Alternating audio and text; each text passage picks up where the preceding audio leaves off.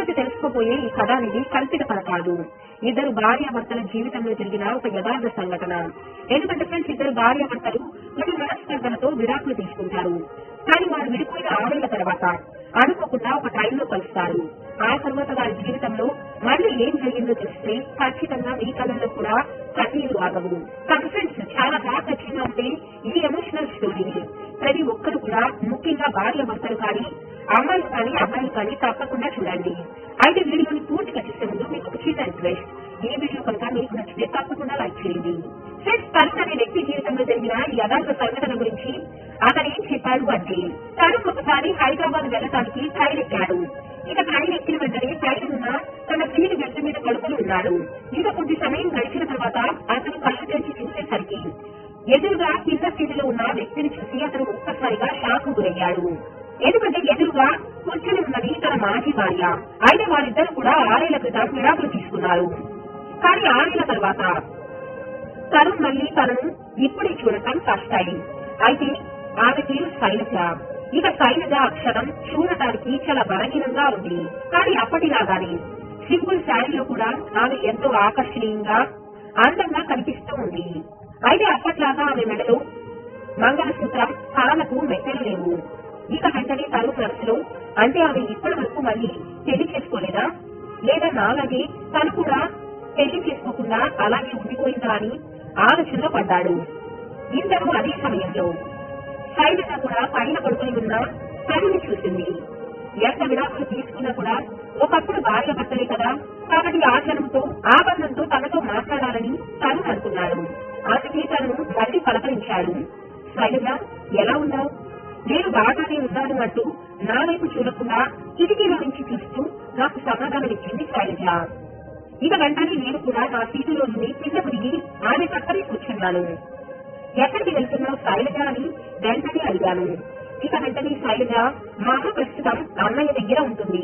అయితే తనకి ఆరోగ్యం బాగాలేదు, అందుకే చూడటానికి వెళ్తున్నాను. ఇక వెంటనే తరుణ్ కొంచెం సంకోచంగా శైలజను చూస్తూ మొహమాట పడుతూ ఈ విధంగా అడిగాడు, శైలజ, నేను నేను ఒక మాట అడగవచ్చా అని. ఇక వెంటనే ఆమె కూడా కళ్ళతోనే ఏంటి అన్నట్లుగా ప్రశ్నించింది. శైలజ, నువ్వు నాకు విడాకులు ఇచ్చాక మరొకటి ఎందుకు చేసుకోలేదు? ఆ ప్రశ్నకు శైలజ ఏం సమాధానం చెప్పలేదు. కానీ తాను మళ్ళీ అదే ప్రశ్న అడగటంతో శైలజ అడిగింది, మరి నువ్వు చేసుకున్నావా అని. ఇక శైలజ నన్ను కూడా అదే ప్రశ్న అడగటంతో వెంటనే నేను లేదు అన్నట్లుగా తల ఊపాను. దాంతో ఆ ఇద్దరు కూడా చాలా సేపు వరకు మౌనంగా ఉండిపోయాడట. వారిద్దరి నిశ్శబ్దాన్ని పోగొట్టాలి అన్నట్టుగా. అప్పుడే టీ అనే వ్యక్తి అక్కడికి వచ్చాడు. అది చూసిన తరుణ్, శైలజ, టీ తాగుదామా అని అడిగాడు. వెంటనే శైలజ వద్దు అన్నట్లుగా తల ఊపింది. వెంటనే నేను, సరే, నీకు కాఫీ తాగడం అంటే చాలా ఇష్టం కదా, కనీసం కాఫీ అయినా తాగు అని చెప్పాను. ఇక వెంటనే శైలజ తన ఇష్టాలు నాకు ఇంకా గుర్తున్నాయా అన్నట్లుగా చూస్తూ చిన్నగా నవ్వింది. కానీ ఆ చిన్న చిరునవ్వులోని తనకు వస్తున్న కన్నీళ్లను కూడా ఆపుకుంటుంది అన్న విషయాన్ని నేను ఆ క్షణంలోనే గమనించాను. ఎందుకంటే ఆమెతో ఉన్నాను. ఆమెకు ఎప్పుడైనా బాధ కలిగినప్పుడు కళ్ళలో నుండి వచ్చి నీళ్లను ఆపుకుంటూ అలా చిన్నగా నవ్వుతుంది అన్న విషయం నాకు బాగా తెలుసు. ఇక అప్పుడే తను కిటికీలో నుంచి బయటకు చూశాడు. ఇక అప్పుడే శైలజ తన కంట్లో ఉన్న నీటిని తన చీర పొంగుతో తొందరగా తుడిచివేసుకుంది. ఆ తర్వాత కాఫీని తాగుతాను, కానీ ఒక కండిషన్ పై తాగుతాను అంది. ఇక వెంటనే నేను ఆ కండిషన్ ఏమిటి అని అడిగాను. నా డబ్బులు నేనే ఇస్తాను అంది. ఆ విధంగా నేను టీ తీసుకుంటే శైలజ కాఫీ తీసుకుంది. ఇక ఆ తర్వాత శైలజ ఏమని అంది అంటే, ఇప్పుడు నేను కూడా డబ్బులు సంపాదిస్తున్నాను. నేను ఒక ప్రైవేట్ స్కూల్లో టీచర్ గా పనిచేస్తున్నాను. నాకు నెలకు 15,000 రూపాయల జీతం వస్తుంది. ఇక వెంటనే తరుణ్ ఏమని అన్నాడు అంటే, మనం విడాకులు తీసుకునే సమయంలో నువ్వు నన్ను బలంగా ఏమీ అడగలేదు. అయినా కూడా నేను నీకు 30 లక్షలు ఇస్తాను అన్నాను. కానీ నువ్వు ఆ సమయంలో వద్దని అన్నావు.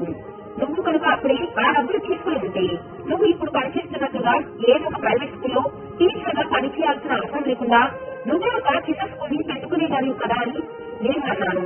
ఇక వెంటనే శైలజ, నువ్విచ్చిన డబ్బులతో స్కూల్ అయితే పెట్టుకోవచ్చు, కానీ నిన్నే వద్దనుకున్నాక నువ్విచ్చిన డబ్బులతో నేను నా జీవితాన్ని ఏ విధంగా కొనసాగించను?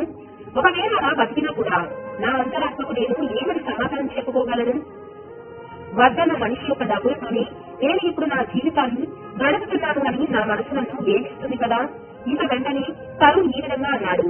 శైలజ, నువ్వు నిజంగా చాలా మంచిదానివి, కపటం లేని మనిషివి. మనిద్దరం కలిసినప్పుడు నువ్వు నన్ను ఎంతో బాగా చూసుకున్నావు. ఆ విషయం నీ నుంచి డైవర్స్ తీసుకున్నాక నాకు అర్థమైంది అన్నాను. నిజంగా ఇప్పుడు చెబితే నమ్మవు, కానీ నేను ఇప్పుడు తాగటం కూడా మానేశాను. నేను చాలా మారిపోయాను. ఊరికి నీ కోప్పడటం కూడా మానేశాను. ఇప్పుడు నేను ఎవరిని చిన్న చూపు కూడా చూడటం లేదు. ఇలా నాలో ఉన్న అవలక్షణాలన్నిటినీ కూడా తొలగించుకున్నాను. ఇక తరుణ్ మాట్లాడిన మాటలు విని శైలజ అతని వైపు విచారకంగా చూస్తూ, ఇప్పుడు మారితే ఏం లాభం? ఒకప్పుడు నీలో ఏ లక్షణాలైతే ఉండకూడదు వాటన్నిటికీ వదిలేయన్నాను. ఒకప్పుడు నేను నీకు ఎంతో చెప్పి చూశాను ఈ లక్షణాలన్నిటికీ మానుకోమని, కానీ నువ్వు నా మాట వినలేదు. నీ ప్రవర్తన వలన ఎప్పుడు కూడా నేను ఎంతో బాధపడేదాన్ని.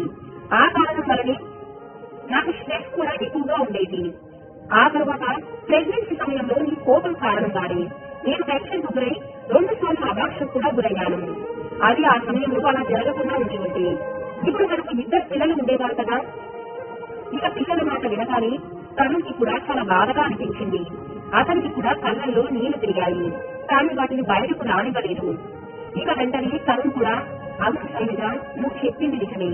అప్పుడప్పుడు నాకు కూడా అనిపిస్తూ ఉంటుంది నిజంగా నేను ఎంత చెడ్డవాడినో అని, భర్తల పట్ల ఏ బాధ్యత లేకుండా అంత నిర్లక్ష్యంగా ఎలా ఉన్నాను అని. మనిద్దరం కలిసి ఉన్న సమయంలో నీ విలువ నాకు నిజంగా తెలియలేదు. నేను చాలా నిర్లక్ష్యం చేశాను. అందుకే ఇప్పుడు నిజంగా అనుభవిస్తున్నాను. అందరూ దూరమై ఏకాకిగా ఒంటరి వాడినైపోయాను. ఇప్పుడు మా అమ్మ తోడు కూడా నాకు లేదు అని చెప్తూ ఈసారి తన కళ్ళలో నుండి వస్తున్న నీటిని తరుణ్ ఆపుకోలేకపోయాడు. ఇక ఆ మాటలు విన్న వెంటనే శైలజ కంగారుగా అడిగింది, నేను వచ్చినప్పుడు అత్తయ్య ఆరోగ్యం బాగానే ఉంది కదా, ఇప్పుడు ఏం జరిగింది? ఆమెకేమరింది అని కంగారుగా అడిగింది. ఇక వెంటనే తరుణ్ ఏమని అన్నాడు అంటే, వాళ్ళిద్దరు విడిపోయిన తర్వాత నుండి అమ్మ రోజు నిన్నే గుర్తుకు చేసుకుంటూ ఉండేది. నాకు ఎప్పుడు చెబుతూ ఉండేది, వెళ్ళి కోడల్ని తీసుకురా బాబు, మన ఇంటికి దీపం శైలజానే అని. కానీ నేను ఆమెకు ఏమని చెప్పగలను? విడాకులు జరిగిపోయిన తర్వాత కోడలు అత్తగారింటికి రావడం జరగదు అని. ఇవాళ వాళ్ళిద్దరూ కాసేపు మౌనంగా ఉండిపోయారు. అంతలోని వాళ్ళు దిగే స్టేషన్ కూడా రాబోతుంది. ఇక వెంటనే తరుణ్ ఈ విధంగా అడిగాడు, శైలజ మరి నువ్వు రిటర్న్ ఎప్పుడు వస్తున్నావని. ఇక వెంటనే శైలజ, ఈ రోజు నేను ఇక్కడే ఉంటాను, అమ్మ దగ్గరే ఉండి రేపు ఉదయం రిటర్న్ అవుతాను అంటే. ఎన్ని గంటలకి, ఏ టైంకి అని వెంటనే తరుణ్ అడిగాడు. ఇక వెంటనే శైలజ, మేము చాలా పేదవాళ్ళమండి, మేము మీలాగా రిజర్వేషన్ చేయించుకునేంత ధనవంతులం కాదు, మా దగ్గర అంత ఆర్థిక స్తోమత కూడా లేదు. అందుకే ఉదయమే ఇక్కడికి వచ్చి ఏ టైం దొరికితే ఆ టైంలోనే ఎక్కి హైదరాబాద్ కు వెళతాను అని అంది. ఇక ఆ తర్వాత వచ్చిన విజయవాడ స్టేషన్ లో శైలజ ట్రైన్ దిగింది. ఇక వెంటనే తరుణ్ కూడా ట్రైన్ దిగి ఆమె వెతికి వెళ్తూ ఉన్నాడు. వెంటనే తరుణ్ ఆమెను ఒక్క క్షణం ఆపి, శైలజ, రేపు ఉదయం నేను రిజర్వేషన్ కు 2 టికెట్లు తీసుకుంటాను, కానీ నాకు తెలుసు నువ్వు నాతో పాటు ట్రావెల్ చేయడానికి ఇష్టపడవు అని. కానీ నీకు నిజం చెప్పనా, నాకు నీతో పాటు ట్రావెల్ చేయడం అంటే చాలా ఇష్టం. కాబట్టి చెప్పు, ఏ టైంకి నువ్వు రేపు ఇక్కడికి వస్తావు? ఇక అప్పటికి వారిద్దరూ స్టేషన్ బయటకి కూడా వచ్చేశారు. శైలజ ఆటో ఎక్కుతూ రేపు ఉదయం 9 గంటలకు వస్తాను అని చెప్పి వెళ్లిపోయింది. ఆ తర్వాత ఆమె వెళుతున్న ఆటో వైపే చూస్తూ తరుణ్ చిరునవ్వు నవ్వుతూ చూస్తూ ఉండిపోయాడు. అయితే తరుణ్కు ఆ ఊళ్ళో 2 రోజుల పని ఉంది.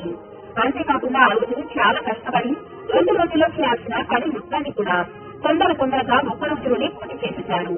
ఉదయాన్నే 8 గంటలకు స్టేషన్ కు వచ్చి శైలజ కోసం ఎదురు చూస్తూ ఉన్నాడు. అలా ఎదురు చూస్తూ గంట సమయం గడిచిపోయింది. దాదాపుగా 10 గంటలైంది. అయితే అప్పుడే శైలజ నడుచుకుంటూ రావటం తరుణ్కు కనిపించింది. వెంటనే తరుణ్ని చూసి ఆశ్చర్యపోతూ, ఏంటి మీరు ఇంకా ఇక్కడే ఉన్నారా? నాకు చాలా ఆలస్యమైంది కదా, వెళ్ళిపోయారేమో అనుకున్నాను అంది. నీకు ఆల్రెడీ చెప్పాను కదా, మీతో పాటు ప్రయాణించడం అంటే నాకు చాలా ఇష్టమని, అందుకే ఎదురు చూస్తూ ఉన్నాను. ఇక వెంటనే శైలజ సంతోషంగా, ఇప్పుడు మా అమ్మ ఆరోగ్యం చాలా బాగుంది. ఇక వెంటనే తరుణ్ తన కోసం తీసుకున్న రిజర్వేషన్ టికెట్ ను శైలజ చేతుల్లో పెట్టాడు. అలాగే ఇప్పుడు నా కోసం 1000 రూపాయలు పెట్టి రిజర్వేషన్ టికెట్ ఎందుకు తీసుకున్నామని మాత్రం అడగకు అని తరుణ్ శైలజ వైపు చూస్తూ సరదాగా అన్నాడు. శైలజ కూడా అతని మాటలకు చిరునవ్వు నవ్వింది. కానీ వారి ట్రైన్ రావడానికి ఇంకా కొద్ది సమయం మిగిలే ఉంది. అప్పటి వరకు వెళ్ళి కాఫీ తాగి వద్దాం కదా అన్నాడు. అయితే డబ్బులు నేనే ఇస్తాను, దీంతో లెక్క సరిపోతుంది అని సరదాగా శైలజ కూడా నవ్వుతూ అంది. ఆమె అలా నవ్వుతూ ఉన్నప్పుడు ఆమె ముఖాన్ని చూస్తూ అలాగే ముట్టిపోయాడు తను. ఇద్దరు కాసేపు సరదాగా మాట్లాడుకుంటూ కాఫీ తాగారు. అంతలోనే ట్రైన్ వచ్చింది. నిజంగా 6 ఏళ్ల తర్వాత వారి ప్రయాణం అనేది సరికొత్తగా ప్రారంభమైందేమో, అది కూడా నిజమైన ప్రయాణం ఇప్పుడే మొదలైందేమో అని తనకు అనిపించింది. అందుకే అతను తన మనసులో అనుకుంటున్న మాటలను శైలజకు ఏ విధంగా చెప్పాలి అని తడబడుతూ ఉన్నాడు. నిజం చెప్పాలి అంటే భయపడుతూ ఉన్నాడు. ఎందుకంటే ఒకవేళ చెప్తే అది తను కాదు అంటే ఎలా అని. ఇక ఆ సమయంలో శైలజ తన అన్న వాళ్ళ ఇంటి నుండి కొత్త చీర కట్టుకుని వచ్చింది అని తరుణ్ గమనించాడు. ఇక ఆ చీరలో ఆమె మునుపటి రోజు కంటే చాలా అందంగా కనిపిస్తూ ఉంది. కిటికీ పక్కనే కూర్చొని ఉన్న ఆమెకు గాలి వేగంగా తగలటంతో తన జుట్టు ముఖం మీద అలా తగులుతూ ఉంది. ఆ క్షణం ఆమె మరింత అందంగా తరుణ్ కనిపిస్తూ ఉంది.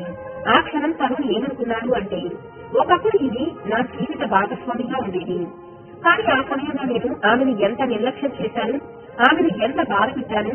నిజంగా శైలజ ఈ రోజు నా జీవితంలో ఉండి నా జీవితం ఒక అద్భుతంగా ఉండేది కదా. ఇప్పటిలాగా నేను ఆ రోజుల్లో ఉండి ఆమెను నిజంగా చాలా బాగా చూసుకునేవాడిని అని ఆలోచిస్తూ, నిజంగా ఆమెకు నేను విడాకులు కూడా ఇచ్చి ఉండాల్సింది కాదు అని బాధపడుతూ అలాగే ఆమెని చూస్తూ ఉండిపోయాడు. దీంతో తను చాలాసేపు మౌనంగా ఆమెని చూస్తూ ఉండిపోయాడు. ఇక వెంటనే శైలజ తరుణ్ణి చూస్తూ, మనం ఇప్పుడు భార్యాభర్తలం కాకపోయినా కనీసం ఫ్రెండ్స్ లాగైనా మాట్లాడుకోవచ్చు కదా, మీరెందుకు ఇలా సైలెంట్ గా ఉన్నారు అని శైలజతో అడిగింది. ఇక వెంటనే తరుణ్, శైలజ నాకు నీతో ఫ్రెండ్షిప్ వద్దు అని అన్నాడు. ఇక అతని మాటలు విన్న శైలజ ఒక్కసారిగా షాక్ గురైంది. మరి నాతో మీకు ప్రయాణం చేయడం ఇష్టమని నిన్న ఎందుకు అన్నారు అని అడిగింది. వెంటనే తరుణ్, నాకు నీ స్నేహం కాదు, నువ్వు కావాలి, నీతో జన్మ జన్మల బంధం కావాలి, నా భారీగా నువ్వే కావాలి, నాతో పాటు సంతోషాలు పంచుకోవటానికి, నీ దుఃఖంలో నేను తోడుండటానికి అలా చెప్తున్న తరుణ్ చూస్తూ శైలజ అలాగే ఉండిపోయింది.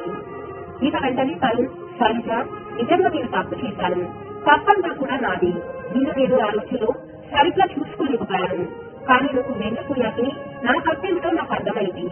నేను చేసిన తప్పులన్నిటికీ కూడా నేను నిన్ను మనస్ఫూర్తిగా క్షమాపణ కోరుకుంటున్నాను, దయచేసి నన్ను క్షమించి ప్లీజ్ అంటూ ఎంతో బాధగా ఆమె వైపే చూస్తూ ఉన్నాడు. ఇక శైలజ కూడా కాసేపు నిశ్శబ్దంగా తరుణ్ణి చూస్తూ అలాగే ఉండిపోయింది. ఇక ఆ తర్వాత తరుణ్ ఆమె 2 చేతులు పట్టుకుని ఈ విధంగా చెప్పాడు, శైలజ దయచేసి నన్ను క్షమించు, నేను ఒట్టేసి చెబుతున్నాను, ఇంకెప్పుడు నీ దుఃఖానికి కారణం నేను కాదు. ఇక వెంటనే తరుణ్ బాధ చూసిన శైలజ, మీరు మరి ఇంతలాగా నన్ను క్షమించమని అడగకండి, ఎందుకంటే ఆ రోజులో తెలిసి తెలియక నేను కూడా కొన్ని తప్పులు చేశాను, తప్పులన్నీ మీరే కాకపోవచ్చు, నాకు కూడా కొన్ని తప్పులు ఉండవచ్చు కదా, ఆ రోజుల్లో నేను చేసిన ఆ కొన్ని తప్పులకి నన్ను మీరు కూడా క్షమించండి. ఎప్పుడైతే మీరు నిన్న నాతో మాట్లాడారు ఆ క్షణమే నా మనసు నాకు చెబుతూనే ఉంది, ఈ రోజు మీరు ఈ విధంగా ఏదో ఒకటి నాతో మాట్లాడతారు అని, లేదా మీరు ఈ విధంగా నాతో మాట్లాడితే బాగుండు అని నేను కూడా బలంగా అనుకున్నానేమో తెలియదు, కానీ ఇక మీదట మీరు లేకుండా ఒంటరిగా జీవించడం నా వల్ల కూడా కాదు, ఎందుకంటే మీ నుండి విడిపోయాక నేను మరెవరికి కూడా నా భర్తగా ఊహించుకోలేకపోయాను. కాబట్టి మనిద్దరి ఒంటరి తనాన్ని కూడా ఇంతటితో సమర్థం చేద్దామండి, ఇద్దరం ఒకరికొకరము ఒకరం తెలుసుకున్నాం కాబట్టి మళ్ళీ మనల్ని రిపీట్ చేయకుండా కలిసిమెలిసి జీవిద్దామని శైలజ కూడా చిరునవ్వు నవ్వుతూ తరుణ్తో అంది. ఇక వెంటనే తరుణ్ కూడా, నాకు తెలుసు శైలు, నీకెప్పుడైనా చాలా దుఃఖం లేదా బాధ పడుతున్నప్పుడు నువ్వు దానిని నీ చిరునవ్వుతో తప్పేస్తావు అని, కానీ దయచేసి ఇప్పుడు నీ కన్నీళ్లను ఆదుకోకు, నీ కన్నీళ్లను కూడా కారిపోలేవు, ఎందుకంటే నీ మనసు కూడా తేలిక పడుతుంది అని తరుణ్ అన్నాడు. ఇక తరుణ్ మాట్లాడిన ఆ మాటలు విని శైలజ తన దుఃఖాన్ని ఆపుకోలేకపోయింది. తన దుఃఖాన్ని కన్నీటి రూపంలో కొద్దిసేపు బయట పెట్టేసింది.